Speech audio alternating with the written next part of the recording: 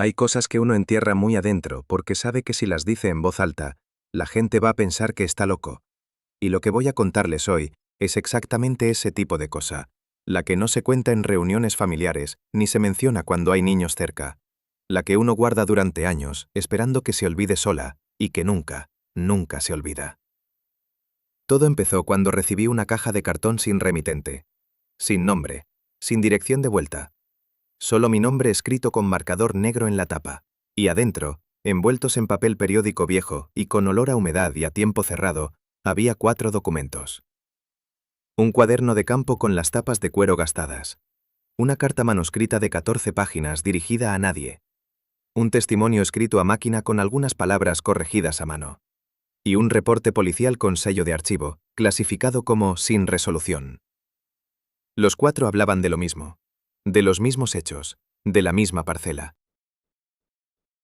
De la misma cosa que vivía al norte de esa parcela. Pasé los primeros días buscando una explicación racional. Alguien me estaba gastando una broma. Era material de ficción que alguien había preparado con mucho cuidado. Era el trabajo de un estudiante de literatura con demasiado tiempo libre. Me convencí de cada una de esas explicaciones durante aproximadamente 48 horas, y después leí el cuaderno de Andrés Sandoval Reyes por segunda vez. Esta vez despacio, esta vez sin saltar páginas, y algo en la forma en que ese hombre escribía, algo en la precisión sin adornos de sus palabras, algo en lo que no decía y dejaba en blanco, me cerró todas las salidas. Andrés no escribía como alguien que quiere impresionar. Escribía como alguien que lleva cuentas. El precio del maíz, una gotera en el cobertizo, el estado del cerco sur. 20 páginas de vida cotidiana con la letra regular y pareja de un hombre que no tiene nada que esconder y nada que demostrar. Y entonces, sin que nada lo anunciara, la letra cambiaba. No de golpe, poco a poco, como si la mano que la sostenía hubiera empezado a cargar algo más pesado que una pluma. La última línea del cuaderno estaba escrita sola en la última hoja, separada de todo lo demás por varias páginas en blanco, con una presión tan distinta que casi perforaba el papel. Decía: no construyan al norte. Nada más. Sin firma, sin fecha, sin contexto. Solo eso, como si fuera lo único que quedaba después de que todo lo demás ya no importaba.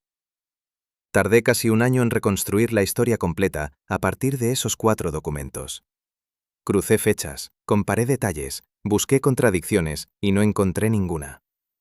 4 personas distintas, escribiendo en momentos distintos y en lugares distintos, describían los mismos detalles con una consistencia que no se explica por coincidencia ni por rumor. Y los detalles que coincidían no eran los dramáticos, no eran los que la gente exagera cuando cuenta una historia de miedo. Eran los raros, los específicos, los que uno no inventa porque ni siquiera sabe que debería inventarlos. Lo que voy a contarles es esa historia. La historia de la familia Sandoval y de los 12 años que vivieron en una parcela que compraron barata porque nadie del lugar quería comprarla, y de lo que descubrieron al final de esos 12 años sobre por qué nadie la quería. Es una historia que empieza de manera completamente ordinaria, con un hombre que escribe sobre el precio del maíz y una gotera en el techo, y que termina con una familia entera cruzando el patio a oscuras con el único caballo que les quedaba vendado de los ojos porque el animal se negaba a salir del establo sin eso. Si esta historia los está enganchando, suscríbanse y denle like, eso ayuda muchísimo a que más personas puedan escucharla. Rodrigo Sandoval tiene hoy más de 80 años y vive en un departamento pequeño en el 4º piso de un edificio sin elevador. La primera vez que lo visité, me abrió la puerta antes de que terminara de tocar, como si me hubiera estado esperando. Me hizo pasar a una sala con poca luz, me ofreció café, y cuando me senté frente a él y saqué la libreta, me dijo algo que no esperaba. Me dijo: no voy a empezar por el principio. Voy a empezar por la noche que mi padre cruzó el patio con el rifle y tardó 2 horas en volver. Porque todo lo demás, toda la historia que vino antes, solo se entiende si uno sabe primero a dónde lleva. Tenía 12 años esa noche. Estaba en el granero revisando no recuerdo qué, cuando vio el farol de su padre moverse desde la puerta de la casa hacia el norte, despacio, hacia la línea de árboles que cerraba la parcela por ese lado. Me dijo que lo primero que sintió fue curiosidad.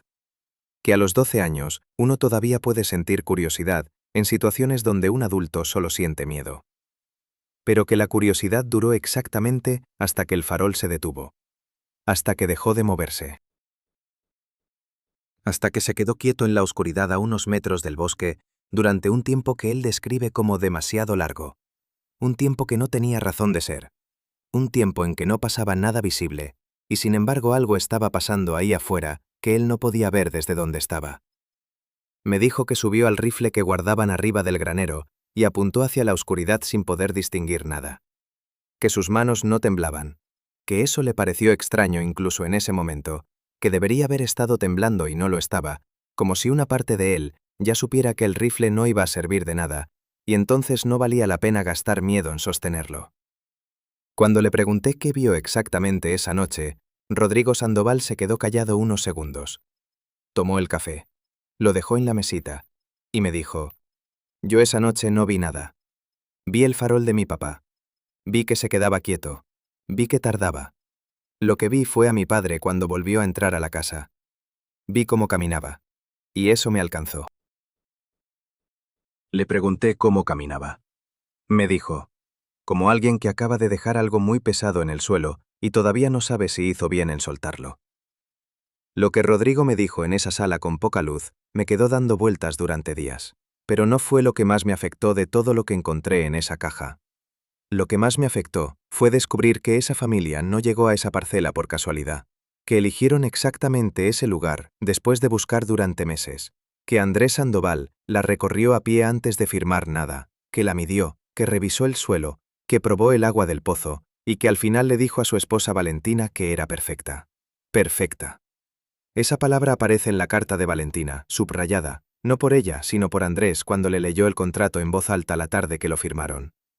Los Sandoval llegaron a esa parcela con 2 hijos, un caballo, 3 gallinas y todo lo que cabía en la parte trasera de un camión prestado. Andrés tenía entonces poco más de 40 años y llevaba toda su vida adulta trabajando tierra ajena. Valentina había crecido en un pueblo pequeño y sabía exactamente lo que significaba tener algo propio, lo que costaba y lo que valía. Sus hijos mayores, Diego y Camila, tenían 11 y 9 años respectivamente cuando pusieron el primer pie en esa propiedad. En el cuaderno de Andrés hay una sola entrada del día que llegaron. Dice: «Llegamos antes del mediodía. El suelo está bien.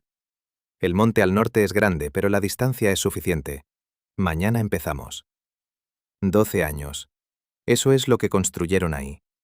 Un gallinero ampliado 3 veces a medida que el negocio creció. Un establo nuevo porque el original era demasiado pequeño. Un cerco que Andrés reforzó post a post durante 2 veranos seguidos hasta que quedó sólido como debía ser. Valentina llevaba un registro de todo en un cuaderno propio, separado del de su esposo, con columnas de ingresos y gastos tan ordenadas que cuando crucé esos números con los del cuaderno de Andrés no encontré ni una diferencia. 12 años de trabajo acumulado en esas páginas. 12 años en que lo peor que les había pasado era una helada fuera de temporada que les arruinó media cosecha y una pelea con un vecino por el límite de una acequia que resolvieron sin mayores problemas. Y entonces llegó el otoño en que todo empezó a cambiar. No empezó con algo grande, eso es lo primero que hay que entender. Empezó con algo tan pequeño que cualquier familia en cualquier rancho lo habría descartado sin pensarlo 2 veces. Una mañana Andrés salió al gallinero antes del amanecer como todos los días, con el frío todavía encima y el aliento saliendo en nube blanca, y encontró 4 gallinas muertas en el piso. No había señales de lucha, no faltaban plumas. No había sangre esparcida ni marcas en el suelo de tierra. Simplemente estaban ahí, tendidas de lado, como si se hubieran apagado durante la noche sin razón visible. Lo primero que pensó fue en algún animal que había entrado buscando comida. Revisó el perímetro del gallinero buscando un hueco, una tabla suelta, algún punto de entrada. Y lo encontró. En la pared del fondo había un tablón que había sido desplazado, pero lo que Andrés escribió en su cuaderno esa noche no fue que estaba suelto ni que se había caído. Lo que escribió fue que estaba doblado hacia adentro, como si algo lo hubiera empujado desde afuera con una fuerza que la madera no pudo resistir. Lo tapó con otro tablón y clavó 4 puntillas extra. Pensó que era suficiente. No lo era. Valentina escribe en su carta que esa mañana, mientras Andrés estaba afuera revisando, ella preparó el desayuno y llamó a los chicos, y que todo fue completamente normal hasta que su esposo entró a la cocina. Dice que lo vio en la cara antes de que dijera una sola palabra. No era preocupación exactamente. Era algo más tranquilo y más profundo que la preocupación. Algo parecido a cuando uno encuentra algo que no debería estar ahí y todavía no sabe qué hacer con ese descubrimiento. Le preguntó qué había pasado. Él dijo que unas gallinas, que algún animal, que ya estaba resuelto. Se sentó. Comió despacio. Y durante todo el desayuno no levantó la vista de su plato ni una sola vez. 3 días después, el tablón nuevo también estaba doblado hacia adentro. Y 2 gallinas más estaban muertas. Esta vez Andrés no lo mencionó en el desayuno. Valentina lo sabe porque revisó las fechas del cuaderno contra las suyas propias. Esa mañana él escribió la entrada, salió al campo y no dijo nada. Valentina lo descubrió ella sola cuando fue a recoger huevos al mediodía. Y escribe algo que se me quedó grabado desde la primera vez que lo leí. Escribe. Entré al gallinero, vi las gallinas en el piso, y lo primero que sentí no fue susto. Fue una certeza muy fría de que Andrés ya lo sabía y había decidido no decirme nada. Y eso, dice, fue lo que más le pesó de ese momento. Lo que ninguno de los dos mencionó esa noche, ni en el cuaderno ni en la carta, es lo que Diego encontró al día siguiente junto al bebedero de los animales. Algo que cambiaría para siempre la manera en que esa familia miraba la línea de árboles al norte de su propiedad. Algo que Andrés intentó explicar de una manera, y su propio hijo supo desde el primer segundo que esa explicación no alcanzaba. Rodrigo me lo contó así, con esas palabras, sentado frente a mí con el café frío en la mesita. Y después se quedó callado un momento y me dijo: mi hermano Diego tenía 14 años cuando encontró eso, y nunca más volvió a ser el mismo después de ese día. Nunca. La marca que Diego encontró junto al bebedero medía casi el doble de la mano de su padre, y eso no era lo más perturbador de ella. Diego tenía 14 años y ya trabajaba el campo como un adulto, levantándose antes del amanecer, cargando sacos, arreglando cercas, sin que nadie se lo pidiera. Era el tipo de chico que no exageraba las cosas, que no inventaba, que cuando decía algo era porque lo había pensado bien primero. Eso es importante entenderlo para lo que voy a contar ahora. Esa mañana Diego fue a llenar el bebedero antes de que los animales salieran del establo. El suelo alrededor estaba blando por la humedad de la noche, y ahí, en el barro oscuro junto a la base de madera del bebedero, había una marca. Una sola. Plana, larga, con lo que parecían ser dedos separados entre sí por un espacio demasiado grande. Diego la miró un momento, luego puso su propia mano encima para compararla, y la diferencia lo hizo retroceder medio paso sin darse cuenta.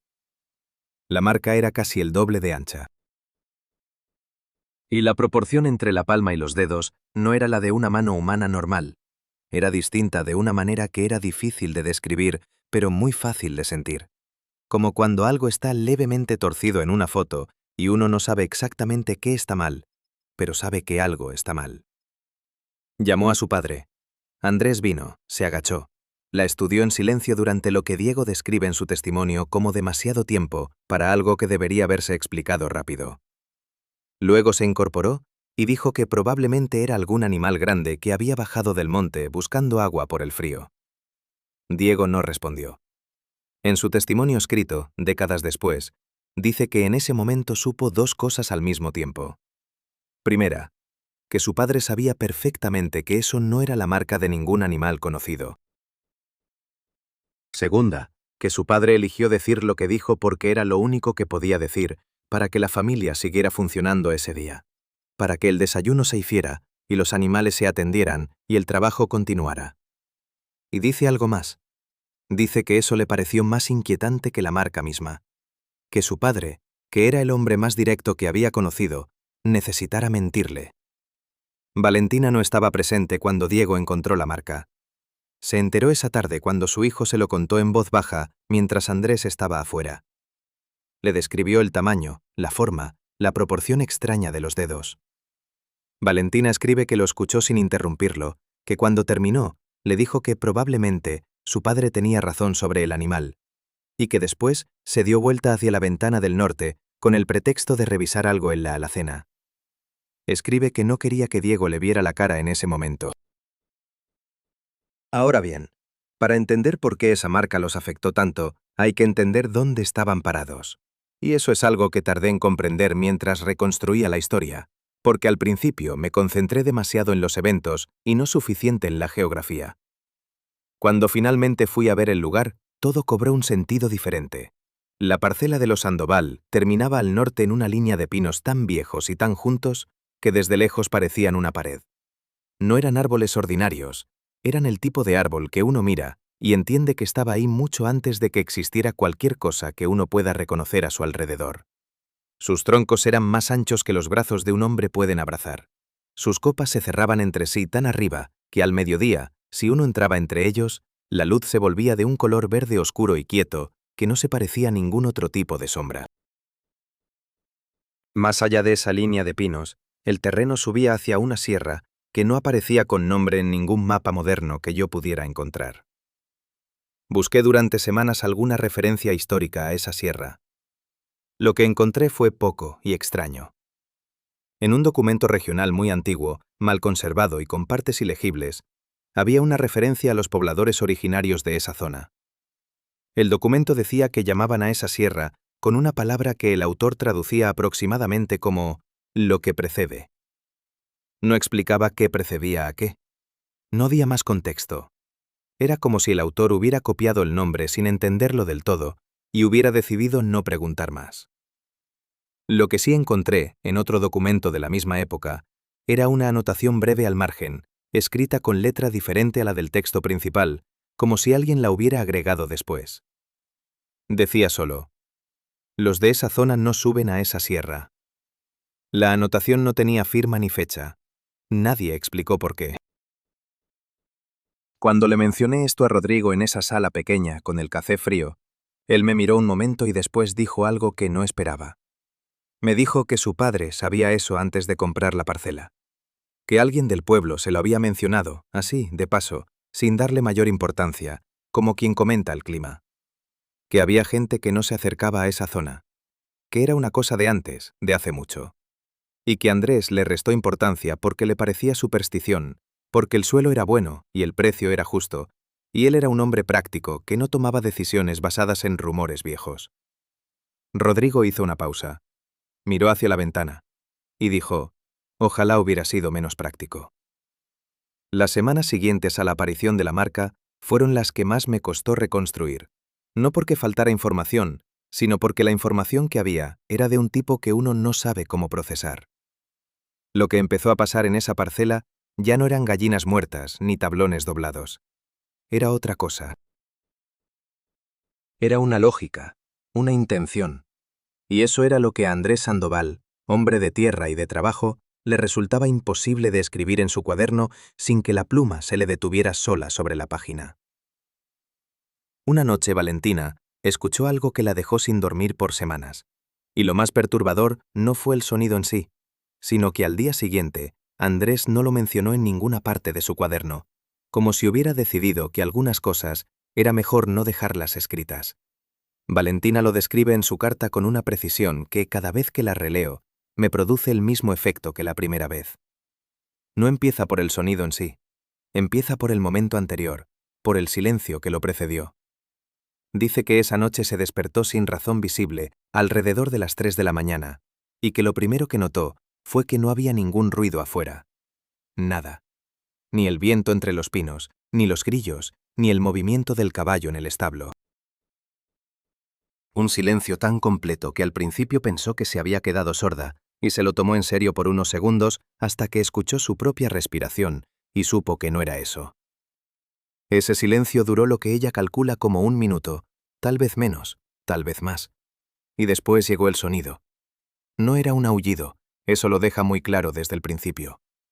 Valentina llevaba 12 años viviendo en ese campo y sabía exactamente cómo sonaban los animales de esa zona de noche.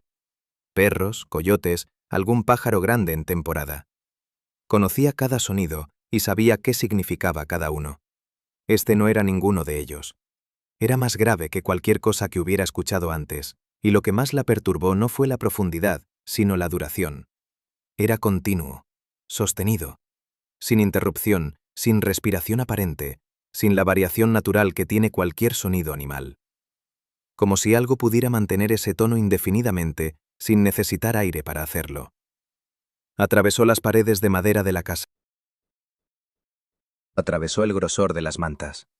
Valentina escribe que lo sintió más en el pecho que en los oídos, como una presión baja y constante que le apretaba algo por dentro que no tenía nombre. Se quedó completamente quieta en la cama sin mover ni los pies. A su lado Andrés dormía, o parecía dormir, y ella no lo despertó. Escribe que no quiso despertarlo. Que sintió de manera instintiva que si lo despertaba, tendría que hablar de eso en voz alta, y que mientras no lo pusiera en palabras, podía seguir diciéndose que tal vez lo había soñado. El sonido duró varios minutos, y después se cortó tan de repente como había empezado. El silencio volvió. Y luego, poco a poco, como si el campo entero hubiera estado aguantando la respiración, volvieron los ruidos normales. Un grillo, el viento, un crujido lejano del establo. Valentina escribe que esa vuelta a la normalidad, paradójicamente, fue lo que más la asustó. Porque significaba que el silencio anterior no había sido casual, que algo lo había causado. Y que lo que fuera que lo causó había estado ahí afuera, muy cerca, durante todo ese tiempo. A la mañana siguiente Andrés no dijo nada. Desayunaron como siempre. Él revisó el cuaderno de cuentas, salió al campo, volvió al mediodía. En ninguna parte de su cuaderno hay una entrada de esa fecha que mencione el sonido. Solo hay una nota breve sobre el estado del cerco sur y el precio de un saco de semillas. Valentina esperó todo el día a que él lo mencionara. Nunca lo hizo. Y ella tampoco lo mencionó. Eso, escribe, fue la primera vez que sintió que entre ella y su esposo había algo que antes no estaba. No una distancia, algo más parecido a un acuerdo tácito de no nombrar ciertas cosas, un acuerdo que ninguno de los dos había propuesto, pero que los dos estaban cumpliendo. El sonido volvió 3 noches después. Y esta vez Valentina no fue la única que lo escuchó. Lo que pasó en las semanas siguientes a ese sonido es lo que más me costó ordenar cronológicamente, porque el cuaderno de Andrés y la carta de Valentina no siempre coinciden en las fechas, y a veces es difícil saber qué evento precedió a cuál. Pero hay algo en lo que los 4 documentos coinciden sin ninguna duda. Algo que el investigador que me pasó la caja había subrayado en rojo en sus notas personales, y que cuando lo leí por primera vez, tuve que leerlo 2 veces, porque no podía creer que los 4 lo describieran exactamente igual. Empezaron a verlo durante el día. No de noche, no en los bordes del sueño, no en ese momento confuso entre estar dormido y estar despierto. Durante el día, con la luz plena del mediodía, con el sol encima y el campo abierto y visible en todas direcciones. Ahí, en el límite exacto entre la parcela y la línea de pinos, parado entre 2 troncos, con esa quietud que ningún ser humano mantiene de pie durante tanto tiempo, estaba. Solo mirando, sin moverse. Sin hacer nada. Solo ahí, mirando hacia la casa. Andrés lo vio primero, según su cuaderno, aunque no lo describe con detalle en esa entrada. Escribe solo: algo en el norte del cerco esta tarde. Distancia grande. No identifiqué. La entrada dura 4 líneas y después cambia de tema. Valentina lo vio 2 días después desde la ventana de la cocina, mientras pelaba algo para la cena. Escribe que se quedó tan quieta que el cuchillo se le cayó al suelo y no se agachó a levantarlo. Que lo miró durante el tiempo que tardó en convencerse de que lo que estaba viendo era real. Y que cuando fue a buscarlo con la vista otra vez, ya no estaba. Diego lo vio desde el techo del granero donde estaba reparando unas tejas. Camila, la menor, lo vio desde el patio y entró corriendo a la casa sin decir nada y no salió en todo el resto del día. Ninguno de los 4 habló de ello en la mesa esa noche. Valentina escribe que la cena fue perfectamente normal. Que conversaron de cosas sin importancia, que los chicos hicieron alguna broma, que Andrés sirvió agua 2 veces, y que en ningún momento, ni con una mirada ni con una pausa, ningún miembro de la familia reconoció lo que todos habían visto ese día. Ese silencio compartido, esa decisión colectiva de no nombrar lo que estaba pasando, Es lo que el investigador marca como el punto de quiebre real de la historia. No la primera gallina muerta, no la marca en el barro.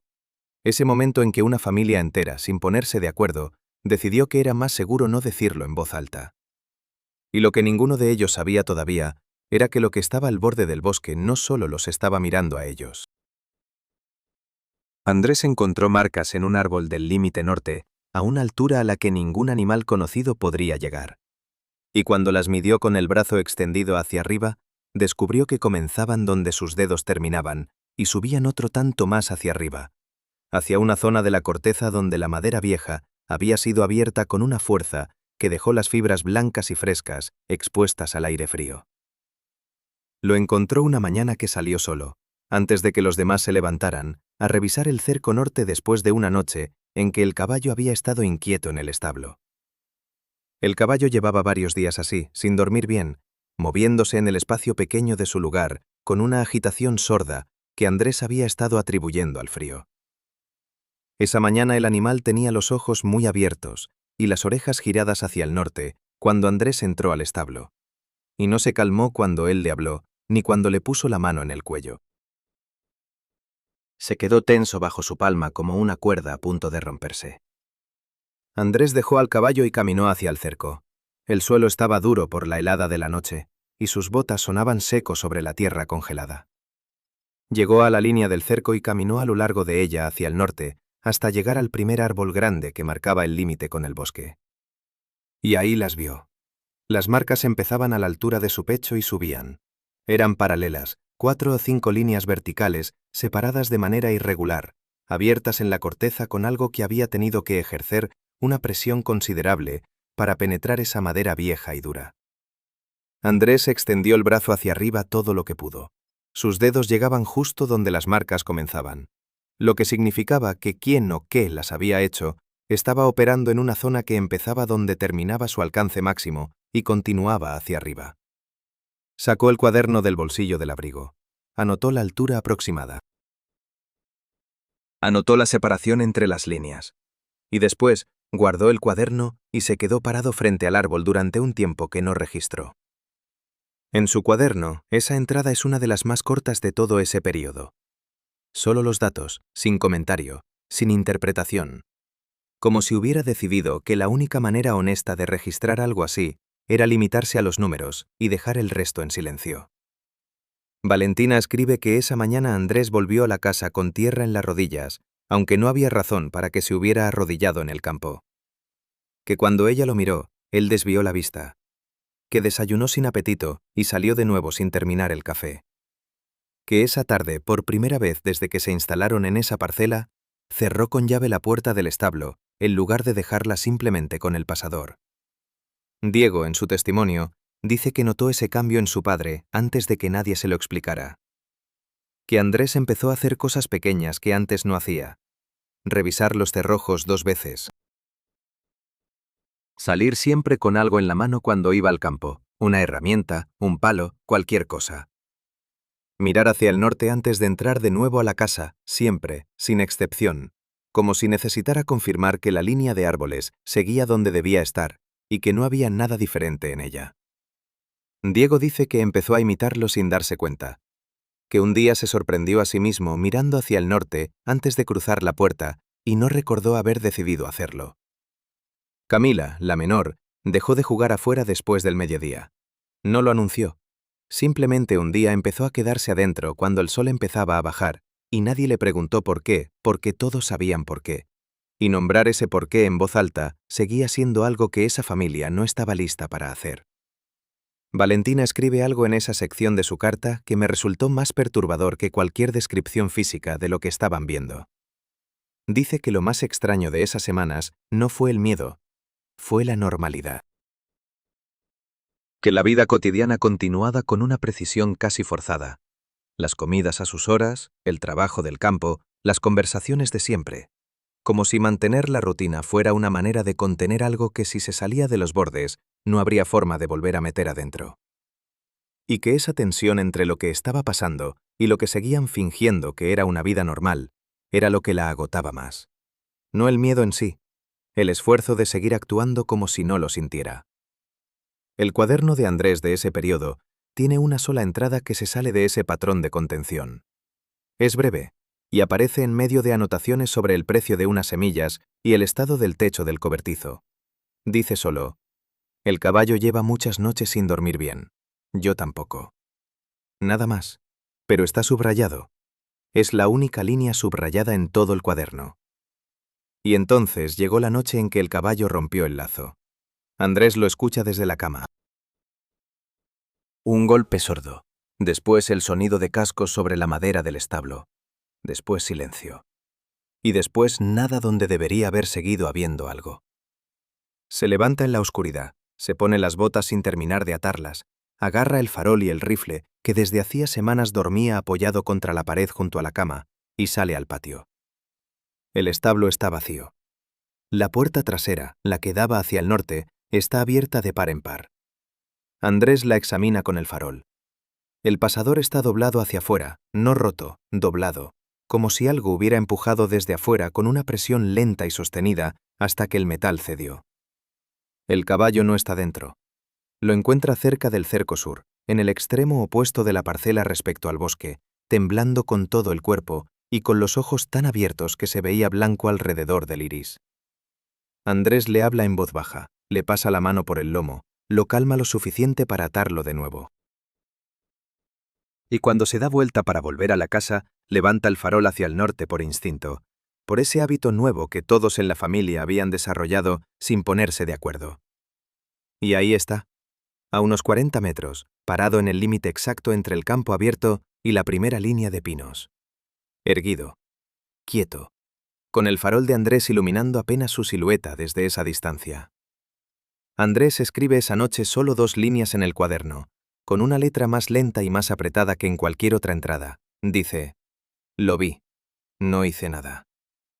Pero esas 2 líneas no cuentan lo que pasó después. Lo que pasó después está en la carta de Valentina, que esa noche no estaba dormida, que oyó a su esposo salir y se quedó sentada en la cocina con las manos sobre la mesa esperando, y que cuando escuchó sus pasos volver al patio, los reconoció de inmediato porque eran distintos a los de la ida. Distintos de una manera que ella describe con una sola frase. Dice: eran los pasos de alguien que acaba de ver algo que no puede desver. Diego esa noche también lo vio, y nunca se lo dijo a su padre hasta décadas después, cuando ya era un hombre viejo sentado frente a un investigador que grababa cada palabra. Rodrigo me lo contó así en esa sala pequeña. Me dijo que su hermano Diego le confesó que la noche del caballo no estaba durmiendo, que llevaba varios días durmiendo mal, igual que el resto de la familia, y que esa noche había subido al altillo del granero porque desde ahí la ventana pequeña daba hacia el norte y él necesitaba ver. No sabía qué necesitaba ver exactamente. Solo sabía que había algo en esa dirección que llevaba semanas tirando de él, como tira un imán de algo metálico, con una fuerza que no se explica y no se puede resistir del todo. Desde esa ventana pequeña, vio el farol de su padre moverse desde la casa hacia el cerco sur. Lo vio recuperar al caballo. Lo vio girarse hacia el norte. Y entonces Diego también miró hacia el norte y lo vio. Desde esa distancia, desde el altillo del granero, no podía distinguir detalles, solo la silueta. Pero esa silueta era suficiente. Erguida entre los árboles, con esa quietud que ya conocía de las tardes en que lo habían visto desde el campo. Diego subió el rifle que guardaban arriba y lo apuntó hacia esa forma oscura con plena conciencia de que desde esa distancia y con esa luz no podría hacer nada útil con él. Lo mantuvo apuntado de todas formas. Escribe en su testimonio que necesitaba hacer algo con el cuerpo, porque si no hacía nada, iba a gritar. Y gritar era lo último que quería hacer en ese momento.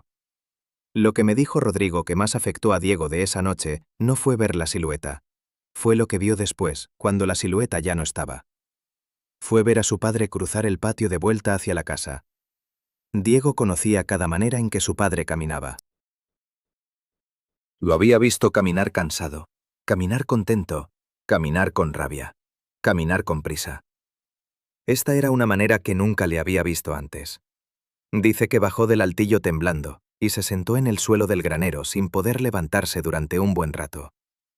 Que no fue por lo que había visto en el límite del bosque, fue por lo que vio en la manera en que su padre se movía de regreso a la casa. Porque eso le dijo, sin palabras, todo lo que necesitaba saber sobre lo que había pasado ahí afuera. Los dos, padre e hijo, estuvieron esa noche solos con lo mismo, y ninguno de los dos lo supo hasta mucho tiempo después. Eso es lo que me parece más cruel de toda esta historia. No el peligro, no lo que estaba al borde del bosque. Eso, el aislamiento de cada uno dentro del mismo miedo, cada uno cargando solo algo que podría haber sido menos pesado si lo hubieran cargado juntos. Valentina estaba en la cocina cuando Andrés entró. Lo describe con una precisión que solamente tiene alguien que ha revisado ese momento en su memoria muchas veces durante muchos años. Dice que no se levantó cuando escuchó la puerta, que se quedó sentada con las manos sobre la mesa y lo miró entrar. Que él la miró un segundo y después desvió la vista hacia algún punto de la pared. Que se sentó en la silla frente a ella sin sacarse el abrigo, con las botas todavía puestas y sin atar. Que puso el rifle apoyado contra la pata de la mesa en lugar de devolverlo a su lugar junto a la pared. Que puso las manos sobre la madera y las dejó ahí, quietas, mirándolas. Valentina no le preguntó nada. Puso el agua al fuego y se sentó de nuevo. Esperó. El silencio entre ellos no era incómodo, escribe. Era el silencio de dos personas que llevan muchos años juntas y saben cuándo hay que dejar que el otro llegue a las palabras por su propio camino. El cielo empezó a aclararse por la ventana antes de que Andrés dijera algo. Y cuando habló, dice Valentina, fue con una voz que ella no le había escuchado antes. No rota, no asustada. Algo más tranquilo y más definitivo que el miedo. Una voz de alguien que acaba de resolver algo que llevaba tiempo sin resolver. Le dijo: «Nos vamos cuando pase el frío más bravo. Conseguimos lo que podamos por la parcela y nos vamos». Valentina escribe que no le preguntó qué había visto, que esa pregunta ya no tenía ninguna importancia práctica, que lo que importaba ya lo tenía en esas dos oraciones. Ahora bien, hasta aquí la historia tiene la lógica de algo que se puede entender, algo que se puede seguir aunque sea con dificultad. Una familia, una presencia, un miedo acumulado, una decisión. Pero lo que Andrés hizo a la mañana siguiente es lo que más me perturbó de todos los documentos que recibí en esa caja, y es lo que el investigador que los recopiló había marcado con 3 signos de pregunta en sus notas, uno al lado del otro, sin comentario adicional. A la mañana siguiente, en lugar de quedarse cerca de la casa como había estado haciendo las últimas semanas, Andrés se puso el abrigo grueso, agarró el rifle y el farol, aunque era pleno día, y caminó solo hacia el límite norte de la parcela. No para revisar el cerco, no para buscar rastros. Valentina lo vio irse desde la ventana de la cocina y escribe que sintió el impulso de salir a llamarlo y que no lo hizo. Que algo en la manera en que él caminaba hacia esa dirección le dijo que ese era un camino que él necesitaba recorrer solo. Diego lo vio desde el granero. Camila lo vio desde el patio y entró a la casa sin decir nada. Los 3 esperaron. Andrés llegó hasta el primer árbol grande del límite, el mismo donde había encontrado las marcas altas en la corteza. Se paró frente a él, y a la luz del día, sin la confusión de la oscuridad y el farol, vio algo que la noche anterior no había podido ver con claridad. Algo que no estaba en el árbol, sino en el suelo alrededor de su base, en la tierra helada. Algo que lo hizo agacharse y quedarse en esa posición durante varios minutos, con el rifle cruzado sobre las rodillas. En su cuaderno no hay ninguna entrada de ese día. Es uno de los pocos días de ese periodo sin ninguna anotación. Y ese silencio específico, ese hueco en el registro de un hombre que anotaba todo, es lo que me resultó más inquietante de todos los silencios de ese cuaderno. Lo que Andrés encontró en el suelo alrededor de ese árbol eran huellas, y lo que las huellas demostraban era que lo que había estado parado en el límite del bosque esa noche no había llegado desde adentro del bosque hacia afuera, sino que había caminado a lo largo del cerco durante un tramo largo antes de detenerse, como alguien que recorre el perímetro de algo que le interesa, que lo estudia, que lo mide. Andrés midió el paso entre huella y huella con sus propias zancadas. Cada paso de la criatura equivalía a casi 2 de los suyos. Lo anotó después, no ese día, sino varios días después, en una entrada breve que aparece sin fecha entre otras entradas con fecha, como si la hubiera intercalado más tarde, como si hubiera necesitado tiempo antes de poder escribir incluso esos pocos datos. El suelo helado había conservado las marcas con una claridad que él describe como incómoda, porque esa claridad hacía imposible decirse que había visto mal o que la oscuridad lo había engañado. Las marcas estaban ahí, con el sol encima, sin posibilidad de interpretación alternativa. Siguió el rastro a lo largo del cerco. Las huellas iban hacia el oeste durante unos 30 pasos y luego giraban. Giraban con precisión, no como un animal que cambia de dirección de manera errática, sino con un ángulo limpio, como alguien que decide girar y gira. Andrés siguió la línea con la vista hasta donde podía, y después con los pies, paso a paso, con el rifle en la mano aunque la mañana era clara y el campo estaba completamente vacío. Las huellas lo llevaron hasta el costado del granero. Se detuvo ahí. Miró la pared del granero. Miró las huellas que terminaban a 1 metro de esa pared y que después, en un suelo más duro donde la tierra no guardaba impresiones, desaparecían. Miró hacia arriba, hacia la ventana pequeña del altillo donde Diego había pasado esa noche. Y en su cuaderno, en esa entrada sin fecha, hay una sola línea después de los datos sobre el paso y la dirección. Dice: también miraba el granero. Cuando Rodrigo me contó esto en esa sala con la luz baja, se quedó en silencio unos segundos. Después dijo: mi padre nunca le dijo a Diego que había encontrado esas huellas. Nunca le dijo que esa noche la criatura había estado a 1 metro de la pared del granero mientras él estaba adentro con el rifle apuntando hacia el bosque. Diego lo descubrió décadas después, leyendo el cuaderno de su padre después de que Andrés murió. Rodrigo dice que cuando Diego se lo contó, siendo los dos ya viejos, su hermano no dijo nada durante un rato largo. Después dijo solo: entonces sí sabía que yo estaba ahí. Eso es lo que Andrés cargó solo desde esa mañana. No solo lo que él había visto la noche anterior, sino saber que lo que estaba ahí afuera sabía exactamente dónde estaba cada miembro de su familia. A partir de ese punto la historia entra en su tramo más difícil, y lo digo así porque es la parte que más me costó reconstruir, no por falta de información, sino por exceso. Los documentos de esas últimas semanas son los más densos, los más cargados, los que tienen más tachaduras en el cuaderno de Andrés y más páginas arrugadas y vueltas a alisar en la carta de Valentina, como si la mano que escribía se hubiera detenido varias veces antes de continuar. Andrés tomó una decisión que ninguno de los documentos explica del todo. Decidió ir al límite norte de noche, solo, a esperar. No a buscar, no a seguir rastros, a esperar, quieto, con el farol apagado para no anunciarse, con el rifle cargado aunque él mismo escribe que no estaba seguro de que el rifle sirviera para algo. Valentina describe esa noche desde la cocina. Dice que él le avisó antes de salir, que le dijo simplemente que iba a estar en el campo un rato y que no lo esperara despierta. Que ella supo de inmediato que no era verdad la parte de que no lo esperara. Que se sentó en la cocina con la puerta cerrada y el farol encendido y esperó. Andrés esperó en el límite norte durante lo que estima como 1 hora larga. El frío era intenso y el suelo crujía bajo sus botas con cada pequeño movimiento. Lo describe así en el cuaderno: el frío, el crujido, la oscuridad entre los árboles que era de un tipo diferente a la oscuridad del campo abierto, más espesa, más quieta, como si la luz de la luna no quisiera entrar entre esos troncos. Y entonces, sin ningún sonido previo que lo anunciara, sin crujido de ramas ni movimiento de hojas, simplemente apareció. No a la distancia de las otras veces, a unos pocos metros, tan cerca que Andrés pudo ver lo que las otras noches la distancia y la oscuridad le habían ocultado. Lo describe en el cuaderno con una precisión que me resulta extraordinaria viniendo de un hombre que en 40 años de escritura privada nunca había usado el lenguaje para otra cosa que no fueran datos prácticos. Escribe sobre la altura, que era considerable, que tenía que levantar la vista para encontrar su cara. Escribe sobre la proporción de los hombros y los brazos, que era distinta a la de cualquier cuerpo humano que hubiera visto. Y escribe, con una sola línea que viene después de esas descripciones físicas y que está separada de ellas por un espacio en blanco que no aparece en ninguna otra parte del cuaderno, escribe: tenía cara. Esas 2 palabras solas, con ese espacio antes. Como si necesitara ese silencio para preparar lo que venía después, o como si después de escribirlas, ya no pudiera continuar con la descripción.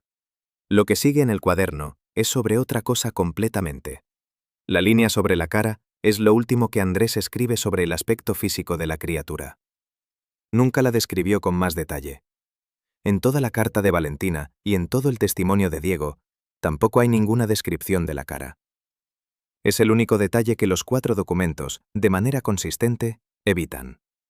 Lo que sí describe Andrés, con más detalle que cualquier otra cosa de esa noche, es la manera en que lo miró. No como un animal evalúa a una presa.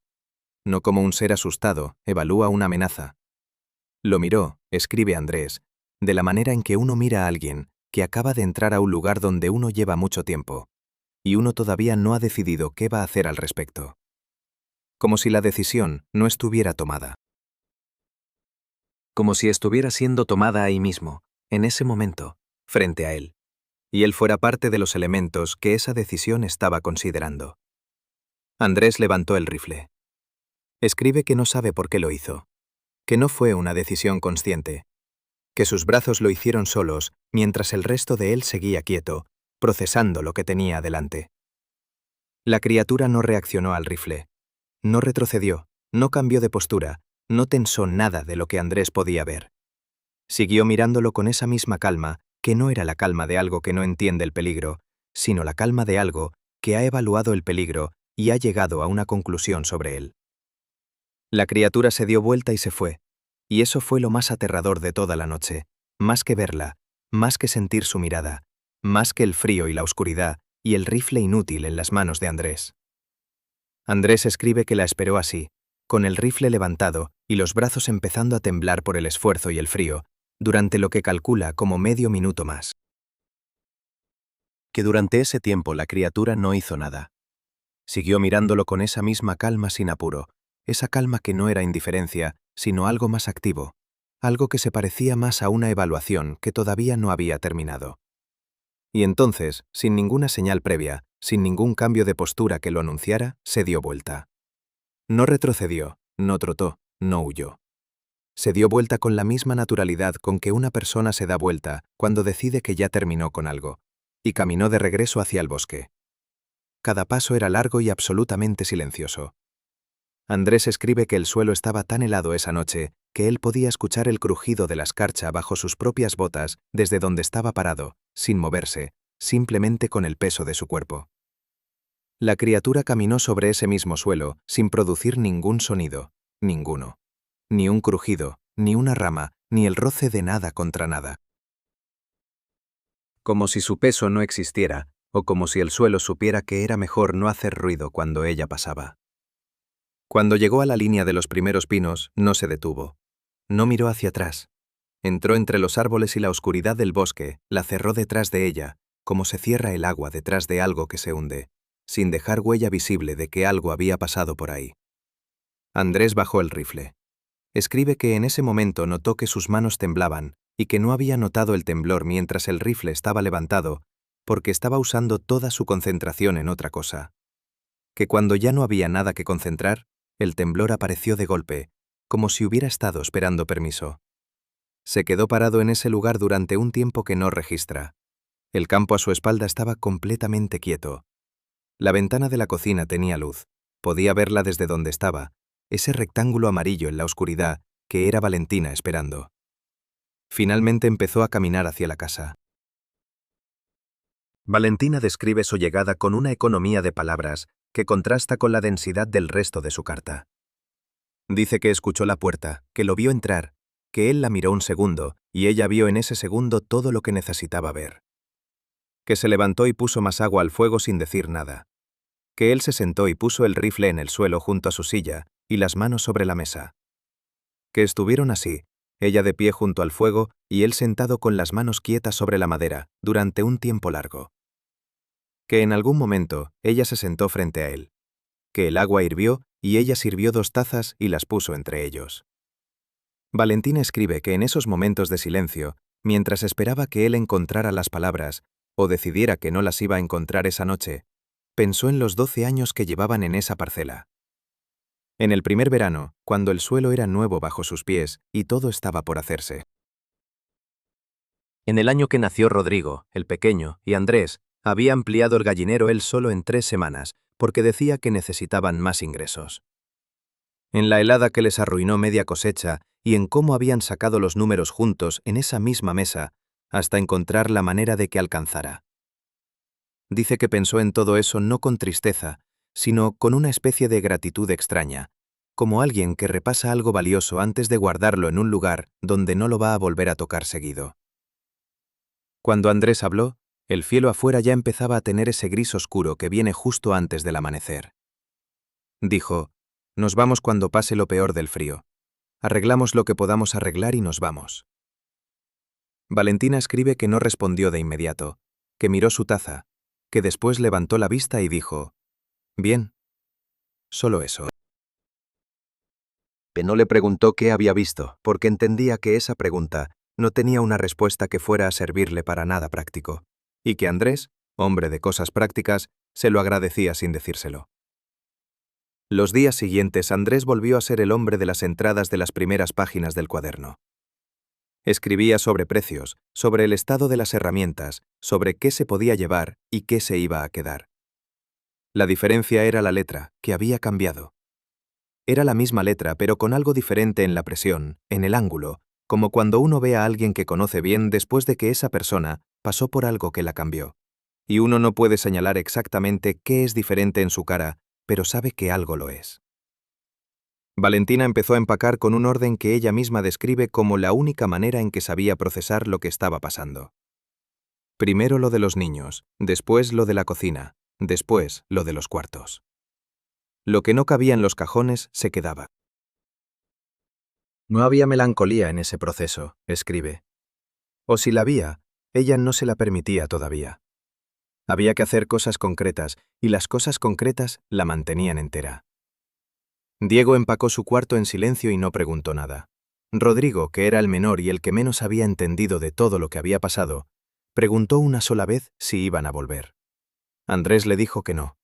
Rodrigo asintió y siguió con lo suyo. Camila no dijo nada en todo ese periodo. Valentina escribe que Camila era de las que procesan hacia adentro y que eso en ese momento le parecía lo más sabio de todo. La última semana antes de irse, el cuaderno de Andrés registra algo que me detuvo cuando lo leí por primera vez y que sigue deteniéndome cada vez que vuelvo a ese documento. En una entrada corta, práctica, sobre los preparativos finales, hay una línea que no pertenece al mismo tono que el resto. Dice: «Todas las noches sigo mirando hacia el norte antes de acostarme. No sé si espero ver algo o espero no verlo». Y después, 3 entradas más adelante, sin contexto, sin nada que la introduzca. El caballo no saldrá del establo sin vendarle los ojos. No sé qué ha estado oliendo todo este tiempo. Los Sandoval se fueron un día de madrugada, con el frío todavía encima y el cielo sin aclarar. Y el último en cruzar la puerta de la casa fue Andrés, que se detuvo en el umbral un momento con la mano en el marco y miró hacia dentro una vez, sin expresión visible, y después cerró sin echar llave, porque la llave se quedó sobre la mesa de la cocina, junto con varias otras cosas que no cabían y que ya no importaban. El caballo salió del establo con los ojos vendados con un trapo grueso que Andrés le ató con cuidado alrededor de la cabeza antes de abrirle la puerta. Sin la venda el animal se negaba a moverse. Rodrigo, que era el más chico y el que menos había entendido todo lo que había pasado esos meses, me contó que esa imagen, la del caballo con los ojos tapados, cruzando el patio en la oscuridad del amanecer, era la que más claramente recordaba de ese día. Más que el camión, más que las cajas, más que la cara de su madre, mirando hacia adelante sin girarse. El caballo con los ojos vendados, porque no podía soportar ver lo que llevaba meses oliendo. Andrés no miró hacia el norte cuando cruzaron el portón. Diego sí. Lo miró una sola vez, rápido, y después miró hacia adelante y no volvió a girarse. Valentina escribe que durante todo el trayecto, mientras el camión avanzaba por el camino de tierra con todas sus cosas atrás, estuvo esperando sentir algo. Alivio, tristeza, rabia, lo que fuera. Dice que lo que sintió fue una cosa más simple y más extraña. Que se sintió como alguien a quien le devolvieron algo que no sabía que le habían quitado, y que solo en ese momento, alejándose, entendía cuánto peso había estado cargando durante esos últimos meses sin darse cuenta del todo. El cuaderno de Andrés tiene 2 páginas más después de la partida.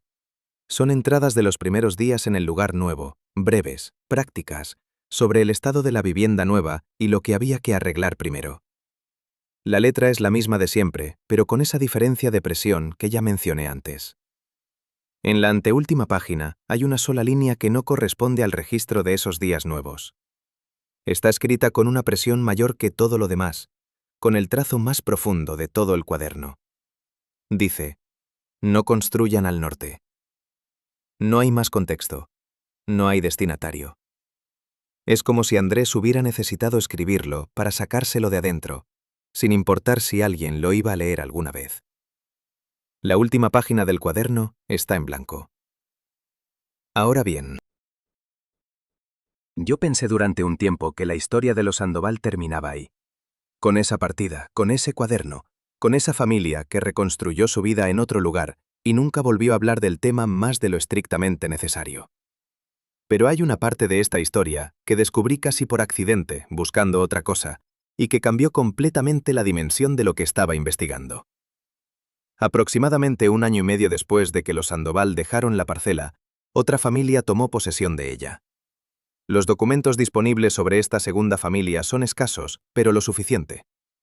Se llamaban los Peralta Díaz, venían de una ciudad y buscaban alejarse del ruido, tener tierra propia, empezar algo nuevo. El único registro de su paso por esa parcela que pude encontrar fue el testimonio de un vecino de la zona que los conoció brevemente durante ese periodo. Ese vecino, en una conversación que el investigador que me pasó la caja grabó décadas después, dijo que los Peralta Díaz llegaron con mucha energía y muchos planes. Que el señor Peralta le había dicho que iba a ampliar el establo y construir un segundo depósito antes del primer invierno. Que tenían 2 hijos chicos y una perra que los acompañaba a todas partes. Que el primer mes todo pareció ir bien. Después el vecino hizo una pausa en la grabación y dijo que a partir del segundo mes, la señora Peralta empezó a tener un aspecto diferente cuando la veía en el pueblo. Que la primera vez que fue a visitarlos, ella le abrió la puerta con cara de no haber dormido bien en varios días. Que le preguntó si todo estaba bien, y ella dijo que sí, pero que sus ojos decían otra cosa. Que la perra, que antes corría por todo el campo, se quedaba pegada a la puerta de la casa sin querer alejarse. Abandonaron la parcela antes de que terminara el primer año. No vendieron, no transfirieron, no hablaron con nadie del proceso legal habitual. Simplemente se fueron. El vecino dice que pasó por ahí unos días después de que se fueron y encontró la puerta de la casa abierta, la mesa con platos todavía encima, una silla volcada junto a la ventana de la cocina. La ventana que daba hacia el norte. La perra no estaba. Nunca supo qué pasó con la perra. Intenté encontrar a alguien de la familia Peralta Díaz durante meses. Lo que encontré fue que se habían mudado varias veces en los años siguientes, siempre hacia el sur, siempre más lejos de cualquier monte, como si estuvieran poniendo distancia entre ellos y algo que los siguiera en la memoria. El último rastro que pude encontrar de ellos los ubicaba en una ciudad costera, plana, sin colinas en ninguna dirección visible. No respondieron ninguno de mis intentos de contacto. La parcela quedó vacía después de eso, y según cualquier registro disponible que pude revisar, sigue vacía. El campo está ahí, el suelo sigue siendo bueno como Andrés dijo aquella primera vez que lo pisó, y los pinos al norte siguen de pie como llevan de pie desde antes de que ninguno de nosotros existiera. Eso es lo que me resulta más difícil de cerrar cuando pienso en esta historia. No lo que vio Andrés, no el sonido que escuchó Valentina, no las huellas alrededor del granero, ni la cara que Andrés no pudo terminar de describir. Lo más difícil de cerrar es esto, que el suelo es bueno, y el campo es amplio, y el precio fue siempre justo, y sin embargo ninguna familia ha podido quedarse. Que lo que sea que vive en esa sierra al norte no hace nada en particular para expulsarlos. Solo está ahí, solo los mira. Y ellos, con el tiempo, entienden solos que ese lugar no les pertenece, que nunca les perteneció, que hay algo ahí desde mucho antes que cualquier título de propiedad, algo que no necesita reclamar nada en voz alta, porque su sola presencia es el reclamo. El investigador que recopiló estos documentos dejó sus notas en un estado que no parece el de alguien que terminó de trabajar, sino el de alguien que decidió parar. En la última hoja de sus notas personales, escritas con una letra más pequeña y más apretada que el resto, hay una sola instrucción que parece dirigida a nadie en particular. Dice: no suban a esa sierra. Sin firma, sin fecha, sin explicación de por qué. Lo que más me ha quedado de todo este tiempo reconstruyendo esta historia no es el miedo, aunque el miedo estuvo. Es otra cosa. Es entender que hay lugares en este mundo que tienen su propio pasado mucho más largo que el nuestro. Y que cuando llegamos a esos lugares con nuestras herramientas y nuestros planes y nuestras escrituras firmadas, en realidad solo estamos pasando. Que la tierra no nos pertenece por el solo hecho de pisarla. Que algunas presencias no necesitan hacer nada para hacernos entender eso. Basta con que estén, y con que nos miren, y con que se vayan cuando ellas decidan, no cuando nosotros se lo pidamos. Andrés Sandoval lo entendió una noche fría con el rifle en las manos y las manos temblando. Lo entendió sin que nadie se lo explicara, de la única manera en que ciertas cosas se entienden, viéndolo directamente y sin posibilidad de mirar para otro lado. Y ahora les pregunto a ustedes, a quienes han escuchado todo esto hasta el final. Si una noche escucharan ese sonido que describe Valentina, ese sonido sostenido y grave que atraviesa las paredes y que suena como si supiera que lo están escuchando, ¿saldrían a ver qué es? ¿O se quedarían adentro con la puerta cerrada, sabiendo que hay cosas que es mejor no ver de cerca? Si esta historia les llegó, denle like y suscríbanse al canal. Hay más archivos como este, más testimonios que nadie ha querido examinar demasiado de cerca, y los seguiremos abriendo juntos.